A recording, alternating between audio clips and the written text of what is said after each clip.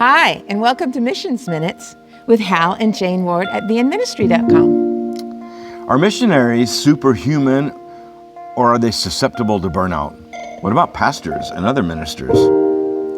There are many reasons for missionaries who live on the mission field on a long-term basis to feel anxiety or even depression. Loneliness, being far from family, the pressures of fundraising, being misunderstood, not only by the people you're ministering to cross-culturally, but people back home have a hard time understanding what you're doing.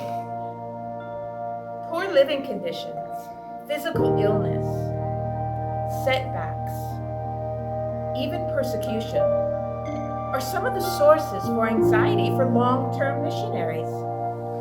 Of course, many people experience all of this. But when you step out of your comfort zone to serve God, things are supposed to always be great, right? Well, not always. The prophet Elijah had a bout with anxiety, stress, and depressions in 1 Kings chapter 19.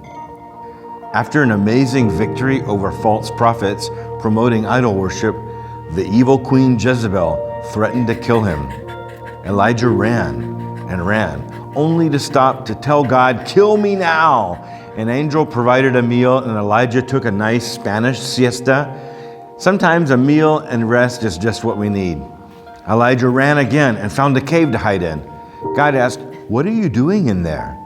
Elijah responded that he had served God with zeal and that no one was listening to his message. And to top things off, he was completely alone.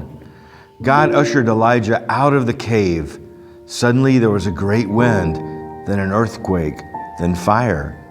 But God wasn't in any of these. Afterwards, God spoke to the prophet in a small, still voice, and Elijah decided to move on. Missionaries and ministers experience times of very real discouragement and loneliness.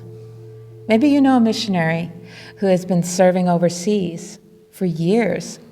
Perhaps you can encourage them through a call, or email, or text. Christians in general get discouraged as well. Don't be ashamed of how you feel. Get it all out. The great prophet Elijah experienced this. Peace doesn't come from the outside, or even accomplishing something great for God.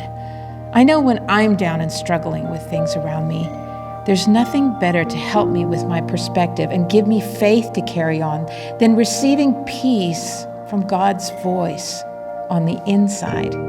We hope that Missions Minutes encourages you in your faith and spurs you on to find out more about missions. Subscribe to our channel. See you next time on Missions Minutes.